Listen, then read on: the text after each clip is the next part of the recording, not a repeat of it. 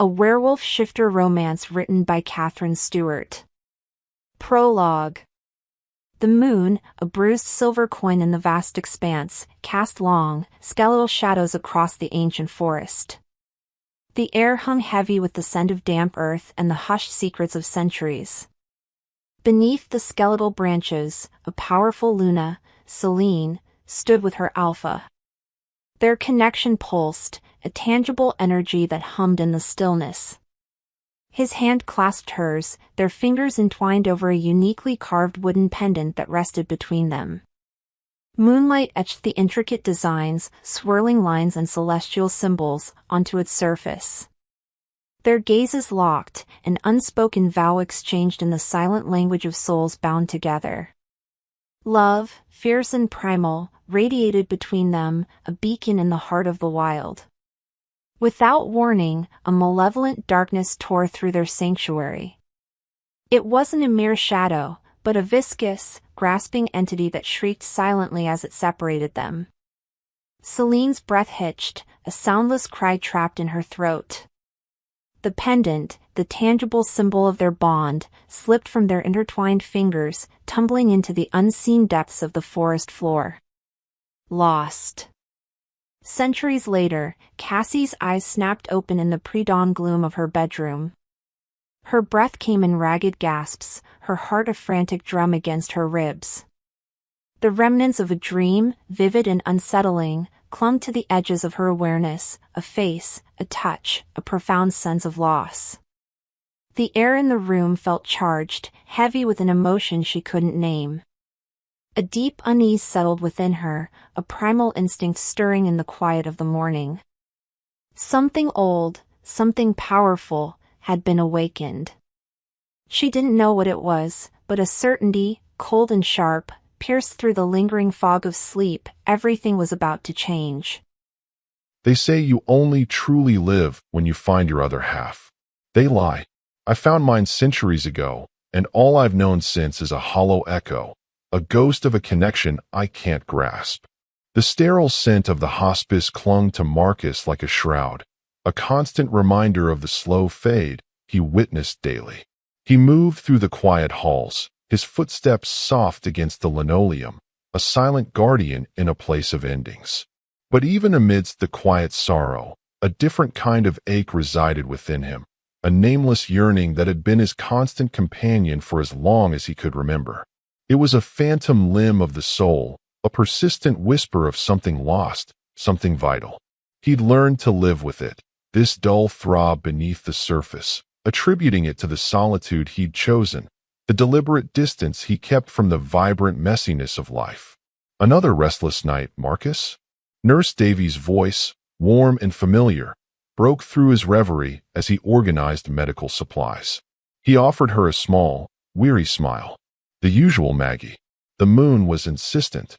He didn't elaborate on the strange, vivid dreams that often accompanied the full moon, dreams of a wild, untamed forest and the fleeting sensation of running alongside a shadow, a sense of belonging that vanished with the dawn.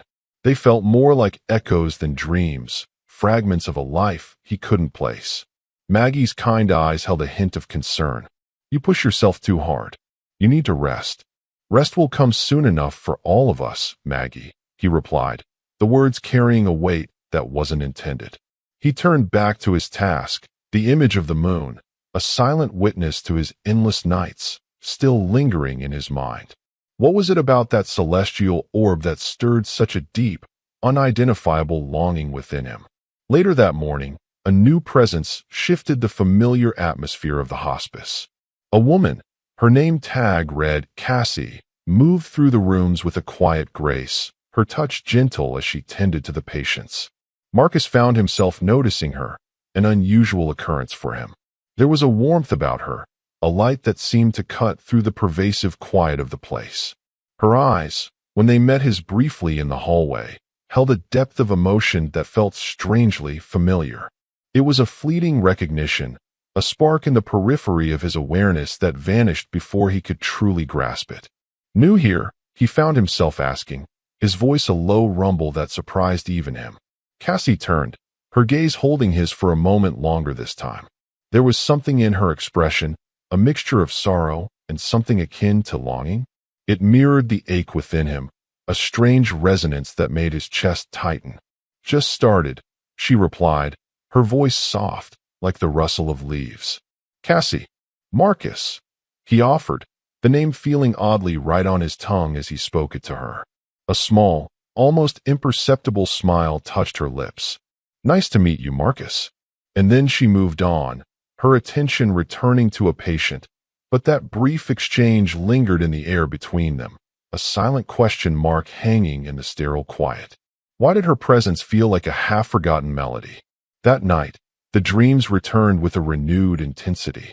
The forest was clearer this time, the scent of pine and damp earth almost tangible, and the shadow running beside him. It felt closer, more defined. He could almost make out a form, sleek and powerful, moving in perfect sync with his own phantom stride. There was a sense of belonging in that dream run, a feeling of being utterly understood, a connection that soothed the persistent ache in his soul. He woke with a jolt, the feeling lingering, a ghost of warmth beside him in the cool morning air. He found himself inexplicably drawn to the small wooden carving he always carried in his pocket, its smooth surface worn smooth by years of unconscious touch. It was a relic from a past he couldn't recall, a silent comfort whose significance remained stubbornly out of reach. Why did this simple piece of wood feel so intrinsically a part of him? Days turned into a week, and the unspoken awareness between Marcus and Cassie grew. Their paths crossed frequently in the hospice, small moments of shared quiet amidst the gentle sorrow. He found himself watching her, drawn to her quiet empathy, the way she seemed to carry a deep well of understanding. There was a familiarity in her movements, a way she tilted her head when listening that sparked that same elusive flicker of recognition within him. One afternoon, he found her tending the small rose garden outside, her brow furrowed in concentration as she pruned a thorny stem. He approached her hesitantly, a question forming on his lips. "Those roses, they were always her favorite," he said, the words escaping before he could fully process them. Her? Who was her? The word hung in the air, a strange echo from a forgotten corner of his mind. Cassie's hand stilled. She looked up at him, her eyes widening slightly, a complex emotion swirling within their depths. You remember?" Her voice was barely a whisper, filled with a mixture of hope and something akin to fear. He frowned, a dull ache throbbing behind his eyes. "No, not really. It just felt right to say." The word her resonated within him, a phantom chord struck in the silence of his amnesia. Who was this woman his soul seemed to remember? And why did Cassie's reaction feel so significant, so charged?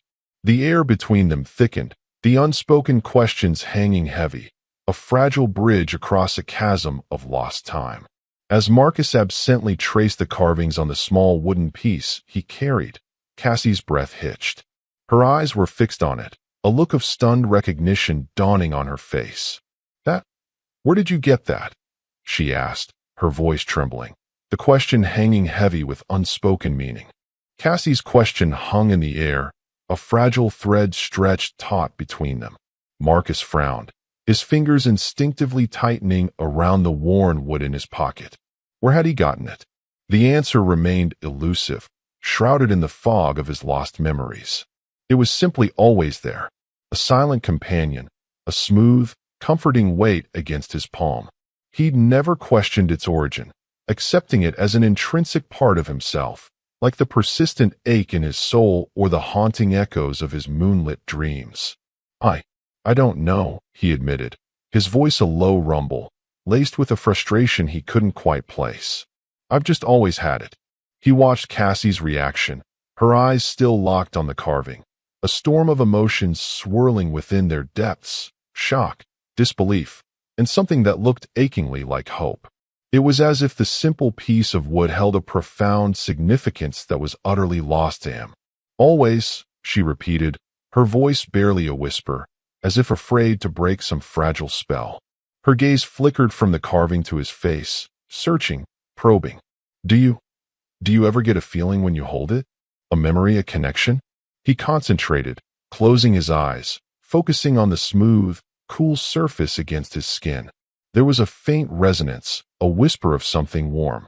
A fleeting image flickered behind his eyelids, a hand, smaller than his, intertwined with his own, both resting on a similar piece of carved wood.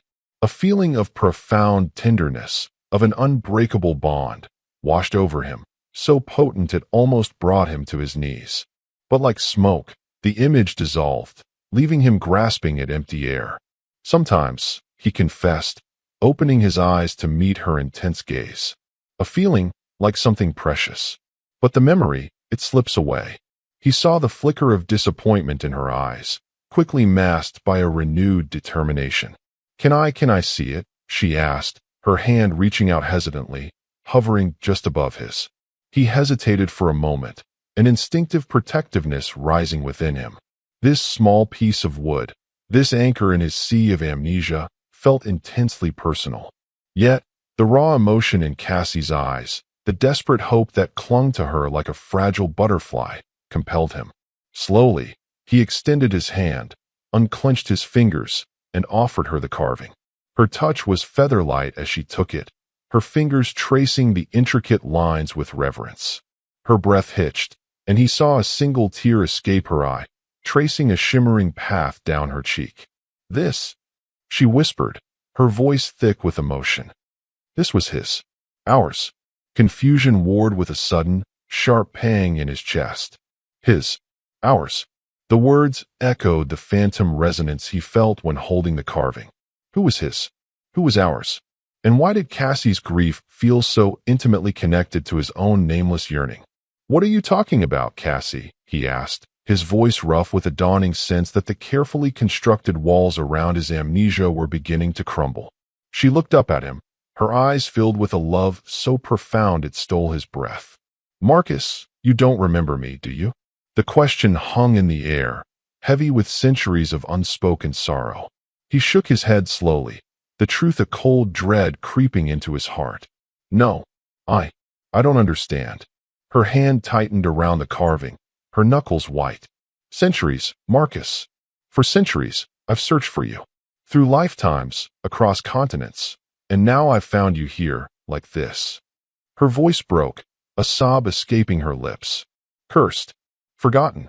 The word cursed struck a chord deep within him, a dark echo resonating with the persistent unease that had always shadowed his existence. Forgotten. That felt right, too. Like a vital part of himself had been stolen, leaving him adrift in a sea of unknowing. Who are you?" he asked, the question barely audible. She reached out, her hand trembling as she cupped his cheek, her touch sending a jolt of something familiar through him. "I'm Selene, Marcus. I am your Luna." Luna. The word resonated with the moonlit dreams, the primal instinct that stirred within him during the full moon. It felt ancient, powerful, right?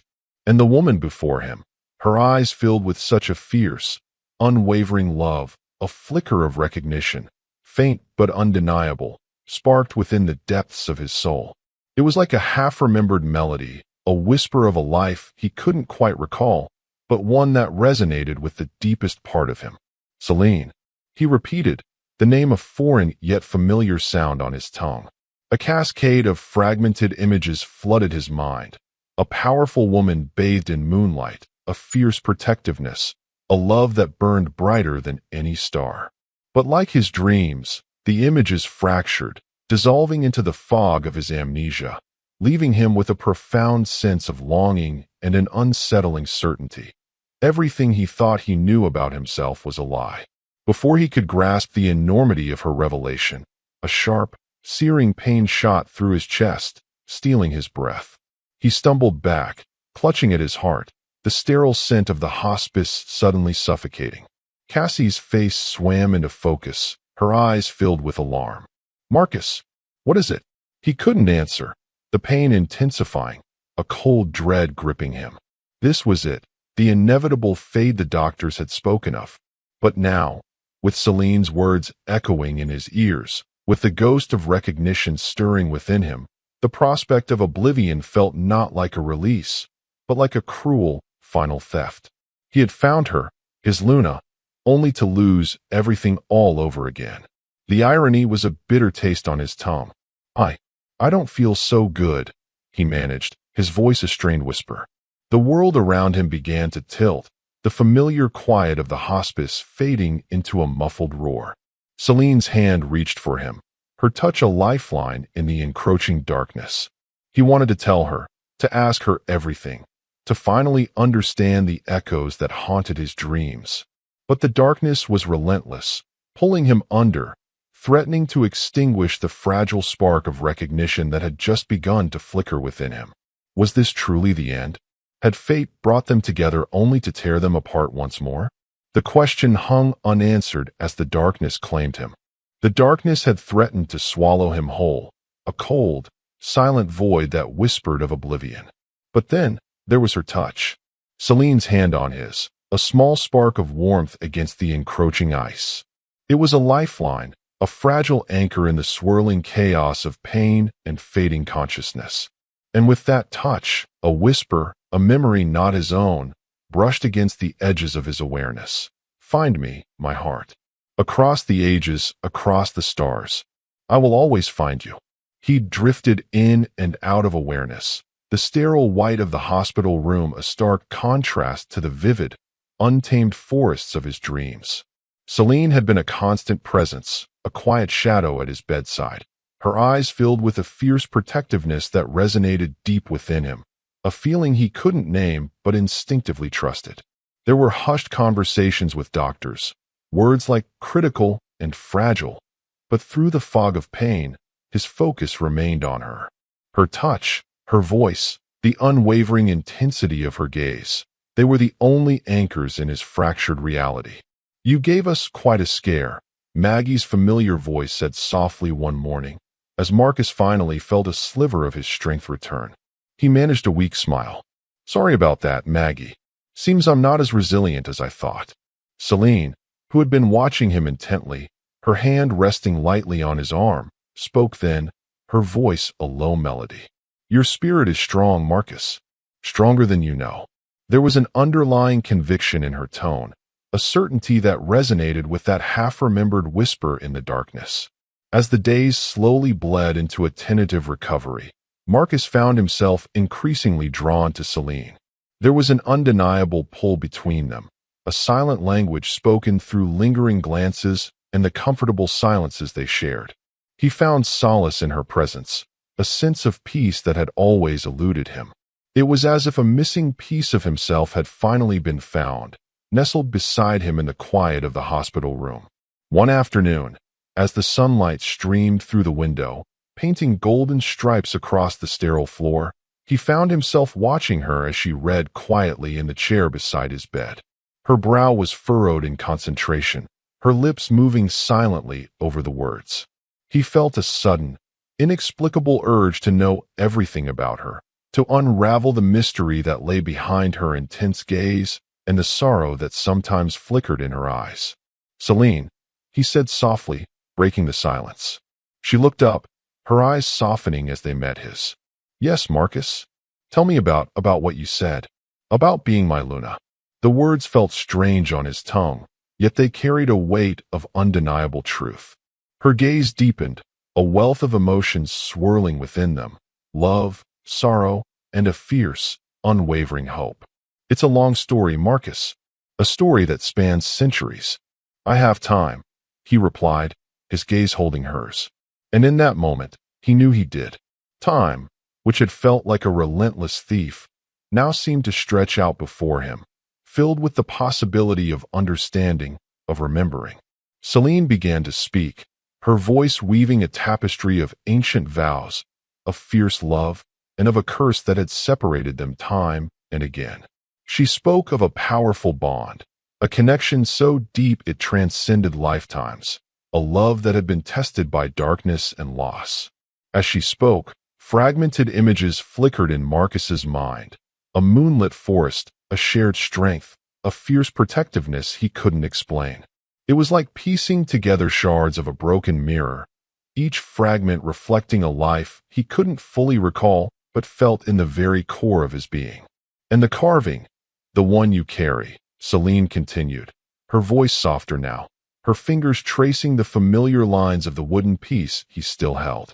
It was a symbol of our bond, Marcus, a part of our vow. He looked down at the worn wood in his hand, a sudden understanding dawning within him. It wasn't just a comforting object. It was a key, a tangible link to a past he was only beginning to glimpse.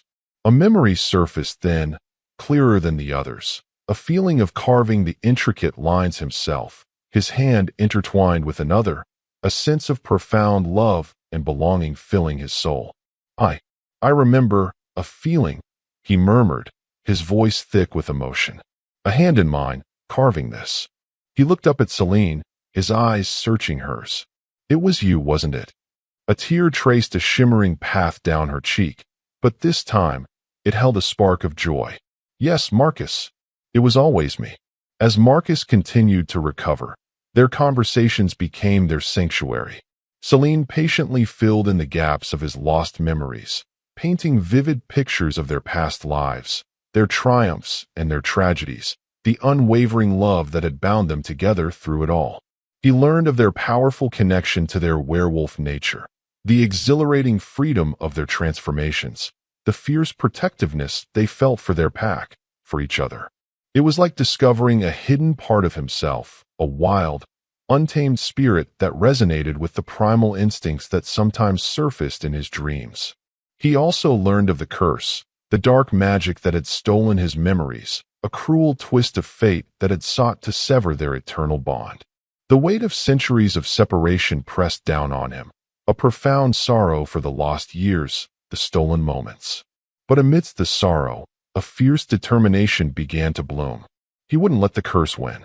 He wouldn't let their love be extinguished again. There has to be a way to break it, he said one evening, his gaze resolute. Selene's eyes held his, filled with a mixture of hope and caution. The legends speak of a way, Marcus, but it requires a love so true, a bond so strong, that it can shatter even the darkest magic. And it must be freely given, freely chosen in this lifetime. Their pursuit of understanding deepened into a rediscovery of their connection in the present. They spent hours talking, sharing their hopes, their fears, their dreams for a future they were only beginning to imagine. Marcus found himself drawn to Selene's strength, her unwavering loyalty, the fierce love that burned within her. It was the same love he had glimpsed in his fragmented memories, a love that felt both ancient and brand new.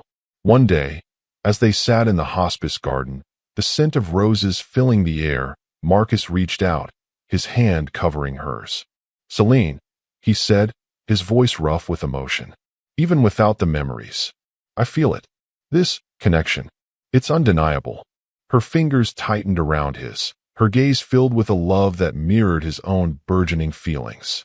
"It's our souls recognizing each other, Marcus. A bond that time and magic cannot truly erase." The approaching lunar eclipse hung in the air, a silent promise of change, a potential turning point in their long, arduous journey. Selene had explained its significance, the ancient lore that spoke of its power to break curses, but also the potential cost. A sacrifice might be required, a choice that could alter their destinies forever. The weight of that possibility settled between them, a silent understanding of the high stakes they faced. As the days leading up to the eclipse grew shorter, Marcus found himself experiencing more vivid and intense dreams. The moonlit runs through the forest felt almost real, the sleek shadow beside him now clearly defined, a magnificent white wolf, its eyes the same piercing blue as Selene's human form. And in those dreams, there was a sense of belonging, of primal connection, a feeling of finally being whole. He woke each morning with a renewed sense of purpose, a growing certainty that he was more than just the amnesiac groundskeeper. The wild, untamed spirit of the alpha was stirring within him. One evening, as the first sliver of the full moon peeked through the twilight sky, Marcus found Selene watching him, her expression a mixture of longing and a deep, underlying sadness. "What is it?" he asked, his hand reaching for hers. She sighed softly. "The eclipse, it draws closer. And with it, the possibility of a choice. A sacrifice. He squeezed her hand. Whatever it is, Selene, we'll face it together, just like we always have. The words felt right, echoing that ancient vow, that unbreakable bond that even amnesia couldn't fully erase. He might not remember all their past, but in that moment, looking into her eyes, he knew, with a certainty that resonated in the very depths of his soul, that their love was worth fighting for, worth sacrificing for, worth remembering. The dance of pursuit had evolved into a shared journey, a tentative rediscovery of a love that spanned centuries, now facing its ultimate test beneath the watchful gaze of the approaching moon. That night, Marcus's dream was different. He stood in the moonlit clearing, not running, but facing the magnificent white wolf. And then, impossibly, the wolf spoke, its voice a deep, resonant rumble that echoed in his very being. The time is near, Alpha. Remember who you are. Marcus woke with a gasp, a single word echoing in his mind, a name that felt both foreign and intimately familiar, Selene. The name, Selene, echoed in Marcus's mind, a phantom whisper from a dream that felt more real than his own fragmented memories. It hung in the air between them, an invisible thread connecting his lost past to the woman who stood before him, her eyes filled with a love that both terrified and captivated him. He saw not just the gentle hospice nurse, but glimpses of a powerful presence, a fierce protector, the Lunar of his dreams. Cassie watched the dawn of recognition flicker in Marcus's eyes, a fragile flame against the darkness of his amnesia. The sound of her name on his lips, a hesitant whisper from a place he couldn't consciously access, sent a tremor of hope through her. Centuries of searching, of yearning, seemed to converge in that single, precious moment. But beneath the burgeoning hope, a cold dread coiled in her stomach. The eclipse was drawing nearer, and with it, the agonizing choice she might have to make. You said my name," she breathed, her voice trembling slightly. Marcus frowned, his brow furrowed in concentration. It felt right. Like a memory trying to surface. He reached for her hand, his touch tentative, yet a spark of something familiar ignited where their skin met. "Tell me more, Selene. Tell me everything." And so, beneath the soft glow of the morning sun filtering through the hospital window, Cassie continued her tale, weaving the intricate tapestry of their shared history. She spoke of their first meeting, a chance encounter in a moonlit forest centuries ago, the immediate, undeniable pull that had drawn their souls together. She recounted their reign as Alpha and Luna, their fierce protectiveness of their pack, the unwavering strength of their bond. With each word, she watched for a flicker of recognition in his eyes, a spark of the man she knew resided beneath the veil of his lost memories. We were fierce," she said, a small smile touching her lips as she recalled their shared power. "No one dared threaten our pack when we stood together." Marcus's hand tightened around hers.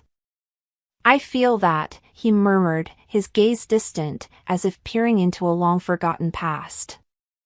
A protectiveness. A strength.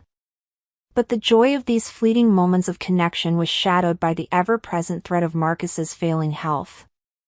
Each day brought a subtle decline, a deepening weariness that tugged at Cassie's heart. Time, which she had hoped would be their ally in rediscovering their love, now felt like a relentless enemy. "The doctors," Marcus began one afternoon, his voice weak. "They don't think I have much longer." Cassie's heart clenched. She reached for his hand, her grip fierce. "We won't let that happen, Marcus. The eclipse, it's our chance." But the legends surrounding the eclipse were shrouded in ambiguity, the potential cost a constant weight on her mind. The possibility of sacrificing her own werewolf nature for his mortal life was a terrifying prospect, a choice that felt like tearing a part of her very soul away.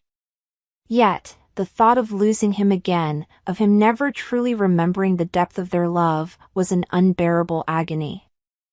As the days dwindled, Cassie found herself watching Marcus more intently, searching for any sign, any flicker of the alpha she knew. Sometimes, in his sleep, she would hear a low growl rumble in his chest, a primal sound that echoed the wild spirit within him. And in his eyes, during their waking hours, she would occasionally catch a glimpse of that fierce, unwavering gaze, the mark of a true leader. "You're troubled," Marcus said one evening, his gaze perceptive despite his weakened state. Cassie forced a small smile.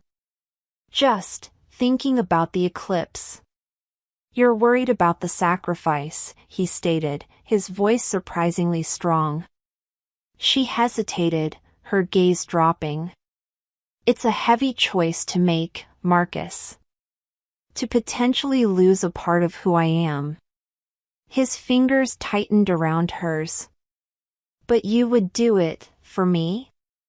The raw vulnerability in his voice pierced her heart. "Always, Marcus. Always." The words were a vow, echoing the countless promises she had made to him across centuries. As the full moon drew closer, casting its silvery glow over the hospice grounds, Marcus's dreams intensified. He spoke of running through moonlit forests, the exhilarating freedom of his wolf form, the powerful presence of the white wolf that now felt strangely familiar. "It feels like coming home," he murmured one morning, his eyes filled with a newfound peace. "Like a part of me I never knew existed is finally awakening." Cassie's heart soared with a fragile hope. Could it be?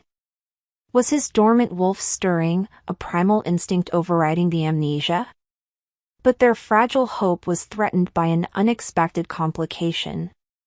One of the hospice nurses, a well-meaning but overly cautious woman named Eleanor, had grown increasingly concerned about Cassie's intense focus on Marcus. She saw only a terminally ill patient and a young nurse becoming too emotionally involved. "Cassie, dear," Eleanor said one afternoon, her voice laced with concern. "I understand you're a compassionate person, but you need to maintain professional boundaries. Mr. Thorne, his time is limited. You shouldn't get your hopes up." Cassie's jaw tightened. "I am simply providing him with the best possible care, Eleanor." "Of course, dear, but there's a difference between care and attachment." Eleanor's gaze held a hint of suspicion, a feeling that Cassie was behaving inappropriately. The encounter left Cassie feeling exposed, vulnerable. She couldn't reveal the truth, the centuries of love that bound her to Marcus, the supernatural forces at play. Eleanor's well-meaning concern felt like a wall closing in, threatening to separate them in his final days.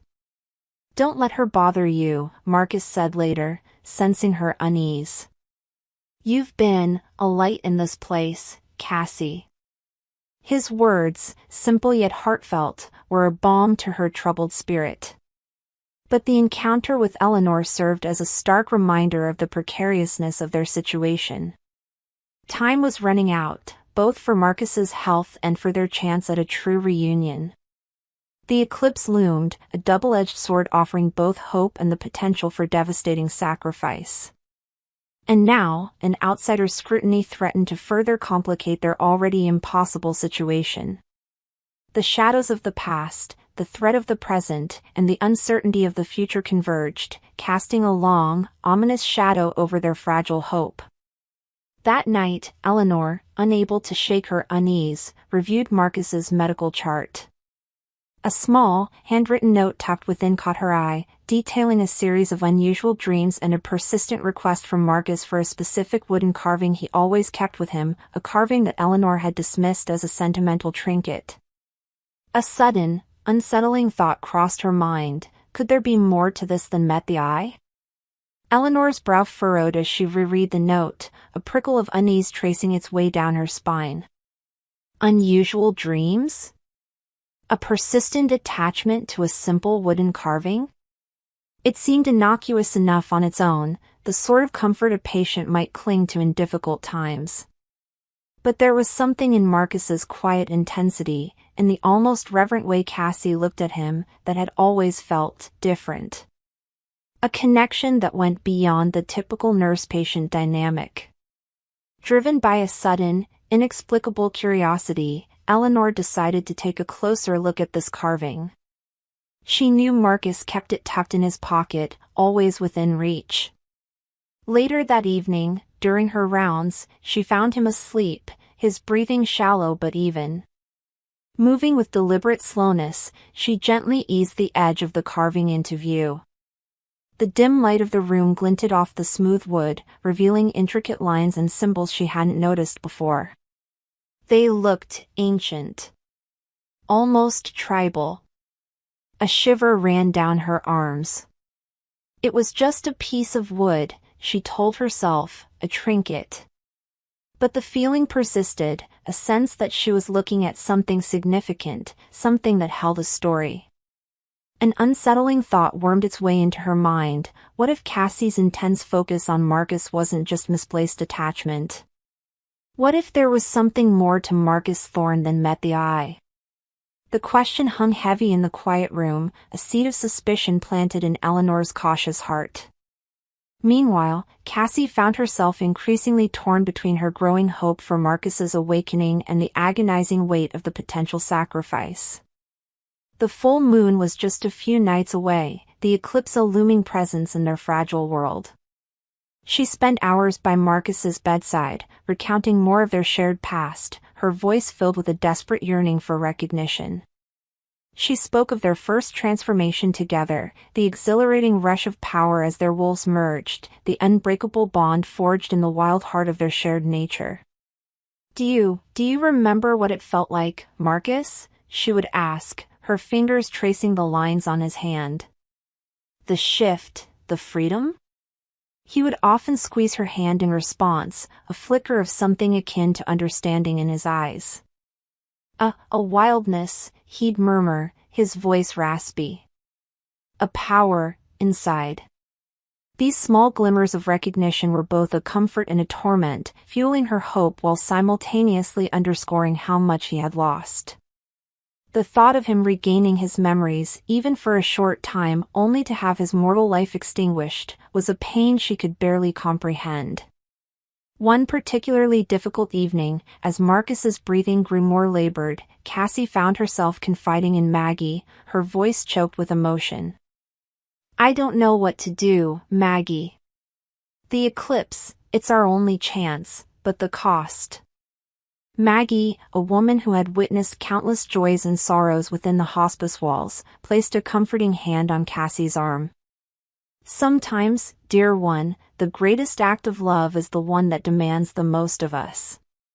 Her words, though simple, resonated with a profound truth, echoing the weight of Cassie's impossible choice. As the night deepened, Marcus stirred, his eyes fluttering open.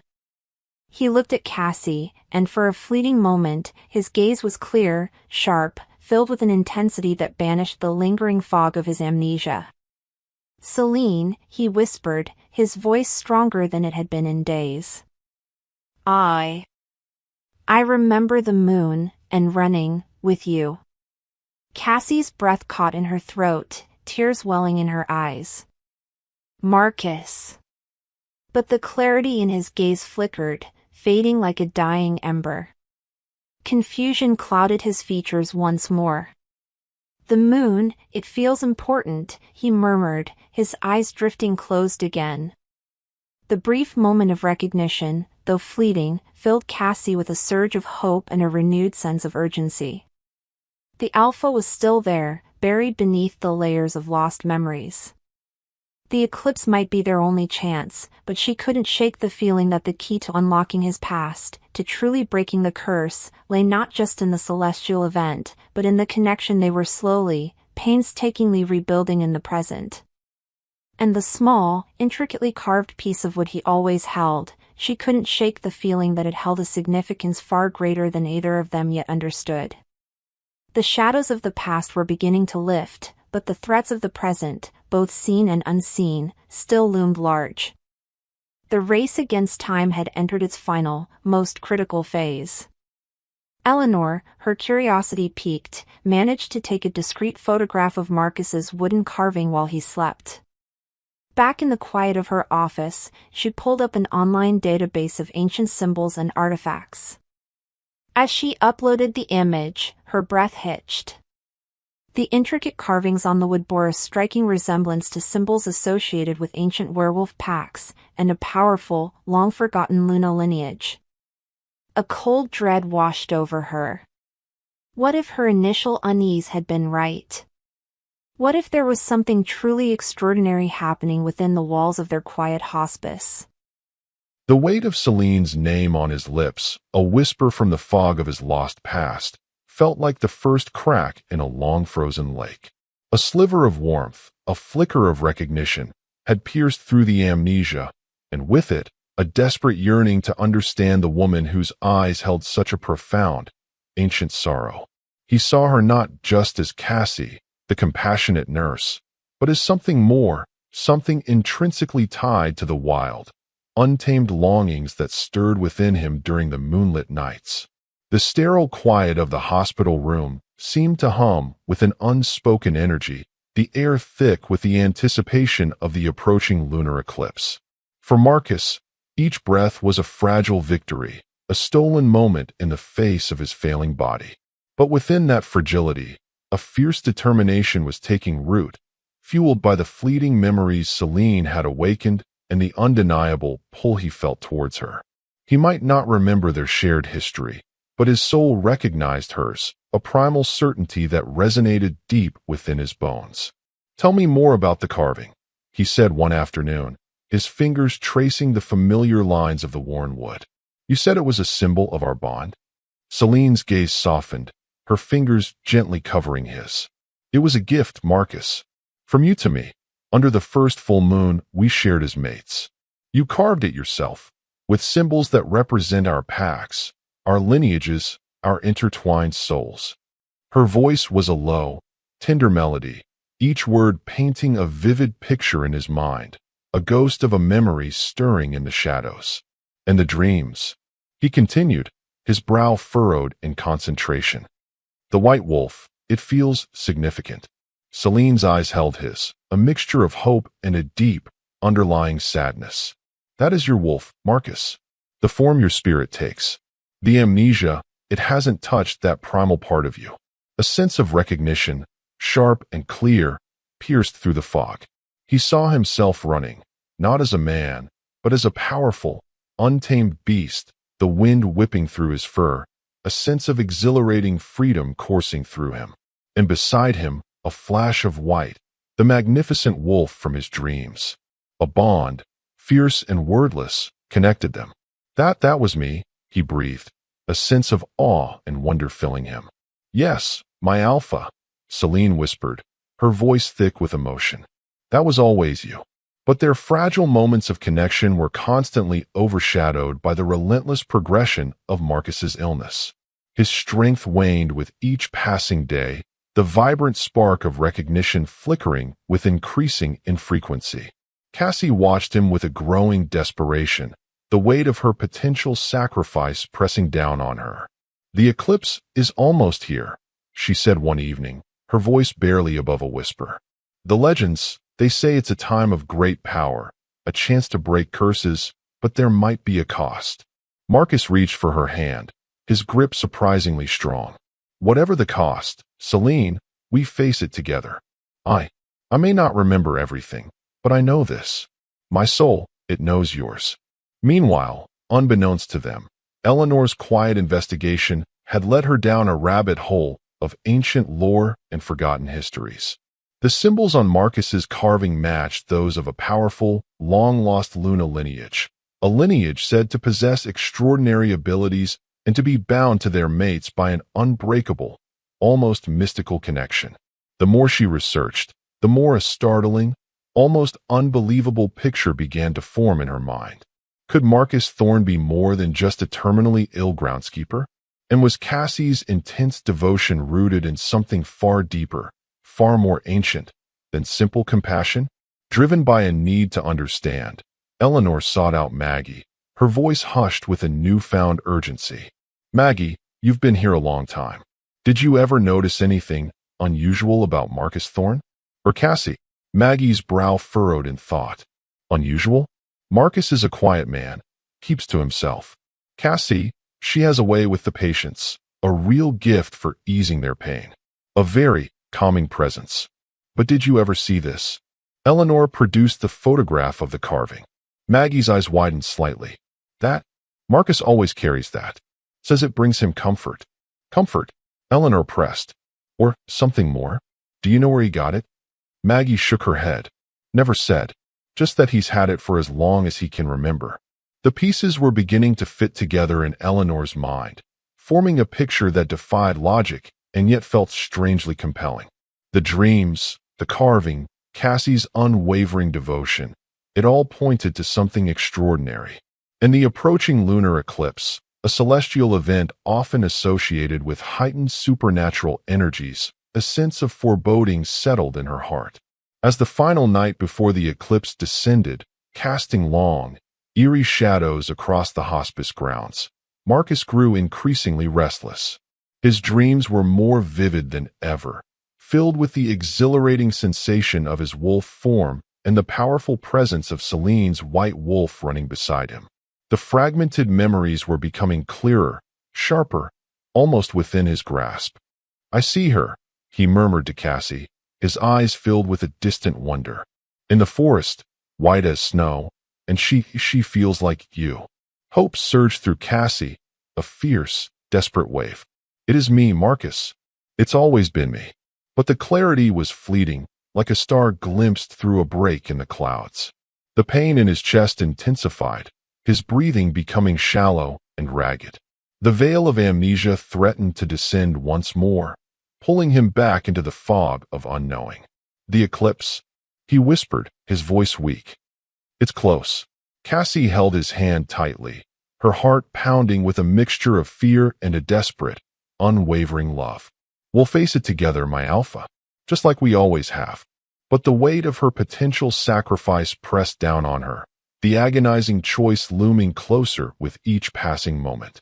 Could she truly give up a part of herself, her very essence, for a chance at his mortal life, knowing that the memories of their eternal bond might still remain lost?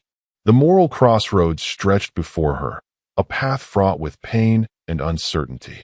Yet, looking into Marcus's fading eyes, seeing the flicker of recognition, the undeniable pull of their souls, she knew, with a certainty that transcended logic and fear, that she would do anything, for even a chance at their love.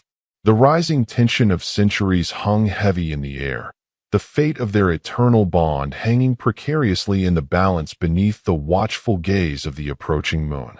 As the first sliver of the lunar eclipse began to stain the night sky a blood red, Eleanor burst into Marcus's room, her eyes wide with a mixture of fear and awe. Cassie, Marcus, I think I know what's happening here. That carving, it's a key to remembering, and perhaps to something much more. She held up her phone, displaying the image of the ancient Luna symbol. This is your lineage. And the eclipse, it's not just about breaking a curse. It's about awakening something powerful. The blood-red sliver of the lunar eclipse painted the hospital room in an eerie, otherworldly glow, casting long, dancing shadows on the sterile walls. Eleanor's words hung in the air, a startling revelation that sent a jolt of adrenaline through Cassie, momentarily eclipsing the fear that had been her constant companion. A key? Their lineage? Something powerful awakening? The pieces of a puzzle she hadn't even known existed seemed to click into place, a whisper of ancient magic brushing against her soul. What do you mean, a key? Cassie breathed, her gaze shifting from Eleanor's wide, almost frantic eyes to Marcus, whose own were now open, a flicker of something akin to understanding replacing the usual fog of his amnesia. The red light of the eclipse seemed to catch the intricate carvings on the wooden piece he clutched, making them glow with an inner light. Eleanor's voice trembled with a mixture of awe and urgency. The symbols, they belong to the Luna of the Shadow Moon clan. A very old, very powerful lineage. Legend says they had a deep connection to the lunar cycles, and certain objects, heirlooms, could unlock dormant memories, even awaken their true nature. Cassie's heart hammered against her ribs. The carving. Marcus's dreams of the white wolf. The inexplicable pull she had felt towards him from the moment they met. It all coalesced into a breathtaking, almost unbelievable possibility. You think, this carving? It has to be, Eleanor insisted, her gaze fixed on the wood in Marcus's hand. And the eclipse, it's a time when the veil between worlds thins, when magic is at its strongest. It could be the catalyst. Marcus, his gaze fixed on the glowing carvings, spoke then, his voice raspy but filled with a newfound clarity. The wolf, in my dreams, it felt like me. Like a part of me I'd forgotten. He looked at Cassie, and for the first time since his amnesia had taken hold, his eyes held a spark of the man she remembered, the fierce, unwavering alpha who had been her other half for centuries. Selene. I think I'm starting to remember. A wave of emotion, so intense it almost buckled her knees, washed over Cassie. Hope, fierce and bright, surged through her, pushing back the encroaching darkness of her fear. Marcus. But the fragile dawn of his recognition was threatened by the rapid escalation of his physical condition. His breathing grew more shallow, his face pale and drawn. The pain that had been a dull ache now seemed to consume him, stealing his strength. He needs help. Eleanor exclaimed, her professional instincts kicking in. His vitals are dropping. No! Cassie cried, her hand gripping Marcus's tightly. The eclipse, it's our only chance. We need to try. Try what? Eleanor pleaded, her voice laced with desperation. He's dying! To remember, Cassie insisted, her gaze locked on Marcus. To break the curse. To finally be whole again. She looked down at Marcus, her heart overflowing with a love that defied time and death. Marcus, look at the carving. Focus on it. Remember the moon, remember us. With a Herculean effort, Marcus's gaze returned to the glowing wood. His brow furrowed in concentration, his lips moving silently as if trying to grasp at a fleeting memory. The red light of the eclipse intensified, bathing the room in an eerie crimson hue. The air crackled with an unseen energy. Suddenly, Marcus gasped, his body arching against the pillows. A strangled cry escaped his lips, a sound that was both human and something more primal. His hand tightened around the carving, his knuckles white. The air in the room grew colder, a tangible shift in the atmosphere. What's happening? Eleanor whispered, her eyes wide with fear and fascination. Cassie felt a surge of power within her, her own dormant Luna instinct stirring in response to the eclipse and the stirring of Marcus's memories. The small, rational part of her mind struggled to comprehend what was happening, but her soul recognized the ancient magic at play. Then, Marcus's eyes snapped open, and the fog of amnesia was gone. They were clear, sharp, filled with the piercing blue intensity of the alpha she remembered. He looked at her, and in that gaze, she saw centuries of love, of longing, of unwavering devotion. Selene, he said, his voice strong, resonant, the voice of the alpha who ruled her heart. I remember. Tears streamed down Cassie's face, a mixture of joy and relief so profound it was almost unbearable. Marcus. But their reunion was short-lived.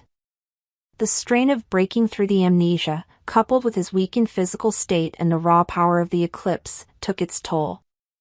A violent tremor racked his body, and a guttural sound, half human, half wolf, escaped his lips. He's shifting! Eleanor gasped, backing away in fear. Cassie's instincts took over. "Help me," she cried, her voice laced with urgency. "We need to get him outside, under the full eclipse." Together, they struggled to move Marcus, his body convulsing, his bones audibly shifting beneath his skin. The transformation was raw, painful, a primal shedding of his human form. By the time they managed to get him onto the small balcony overlooking the hospice gardens, the full blood moon hung heavy in the sky, bathing the world in its crimson light. Marcus's transformation completed, and standing before them was the magnificent white wolf from his dreams, larger and more powerful than Cassie remembered. His eyes, glowing with an inner fire, locked onto hers, and in their depths, she saw not a beast, but the soul of her beloved Alpha, finally free. But the sight was both a miracle and a terrifying realization. The strain of the transformation had pushed his already weakened body to its limit. The powerful wolf form swayed precariously, its breathing ragged.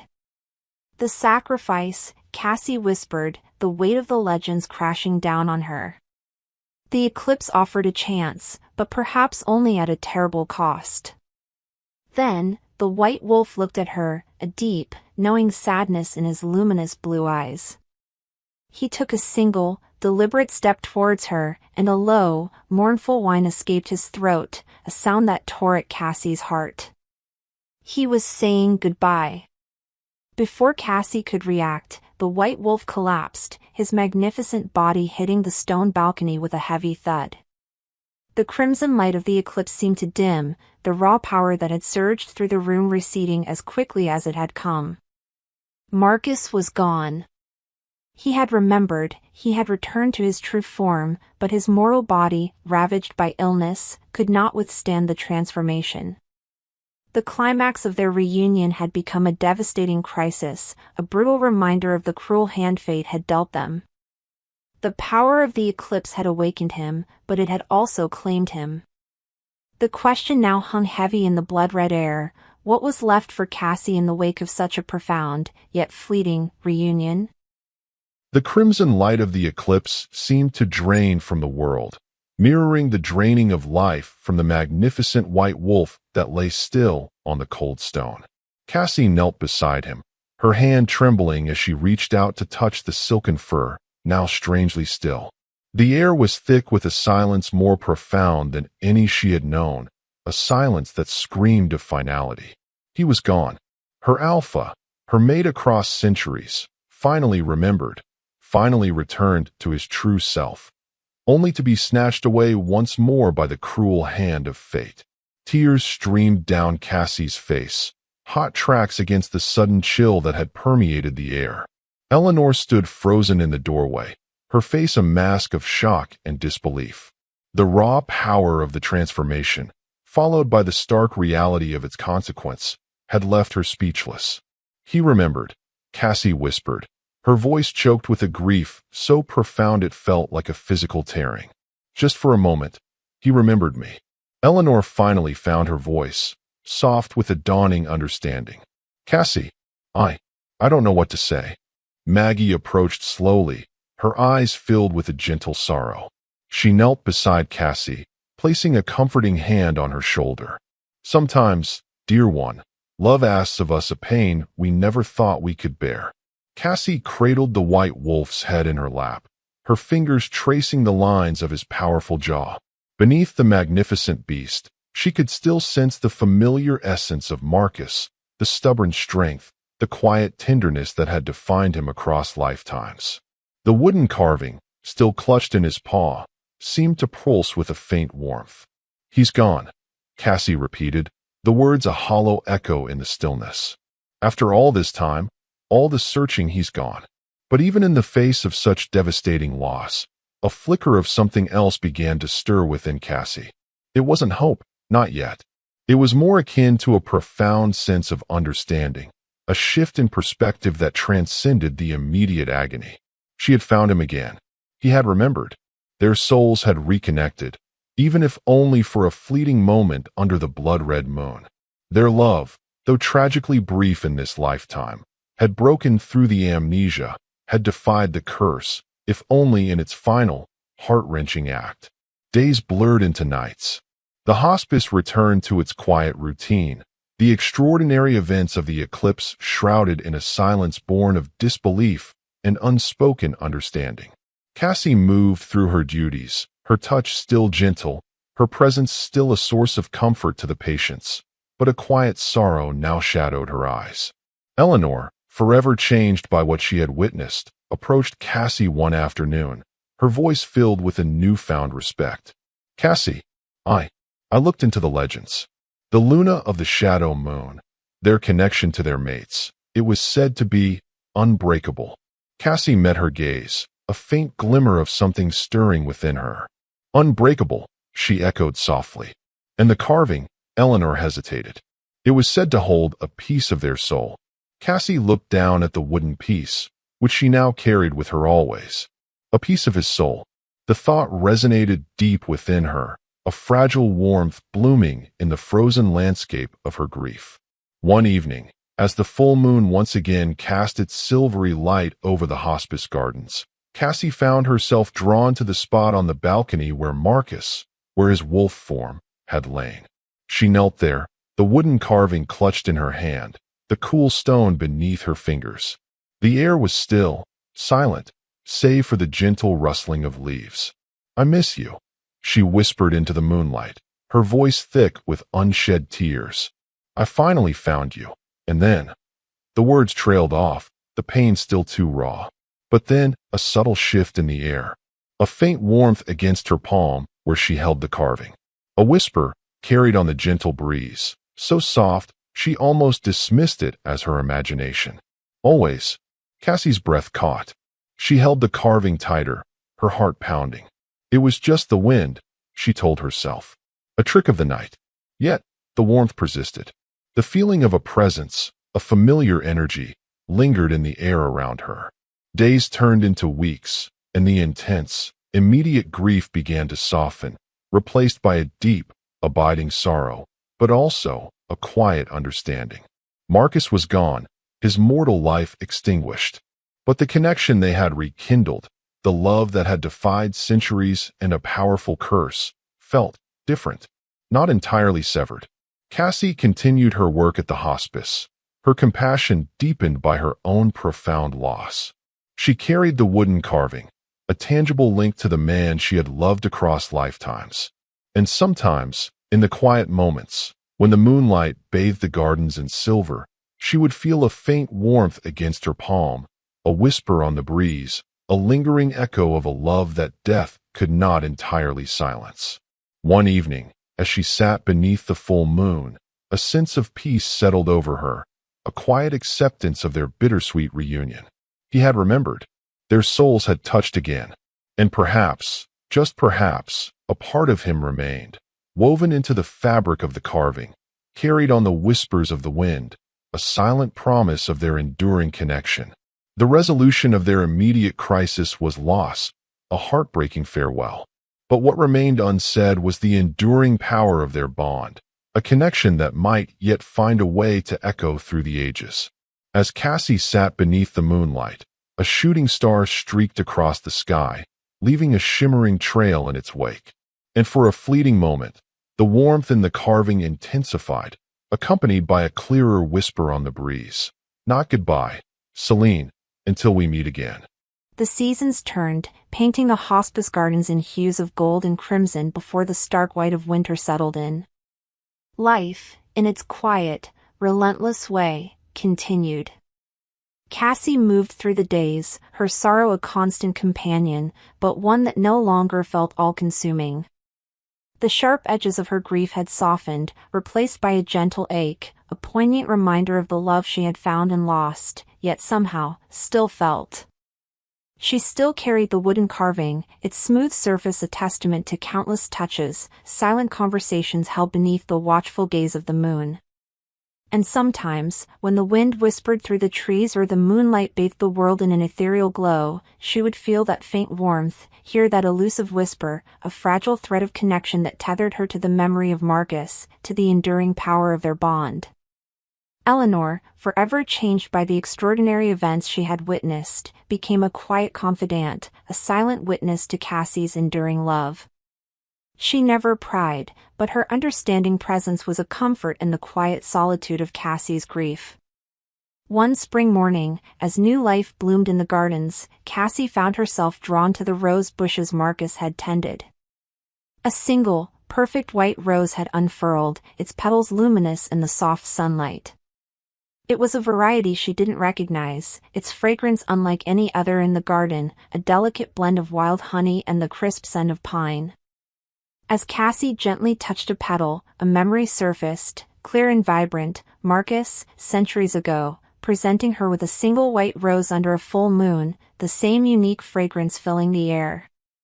"A symbol of my eternal love, my Luna," he had whispered. Tears welled in Cassie's eyes, but this time, they held not just sorrow, but a profound sense of peace. He hadn't truly left her. A part of him lingered, woven into the fabric of the world around her, carried in the scent of a unique rose, whispered on the moonlight breeze, held within the warmth of a simple wooden carving. Their love, though tested by time and tragedy, had found a way to endure, a silent promise echoing across the ages. It wasn't the fairy tale ending she had once dreamed of, but it was a love that transcended death, a connection that lingered, a whisper of forever in the quiet of her heart.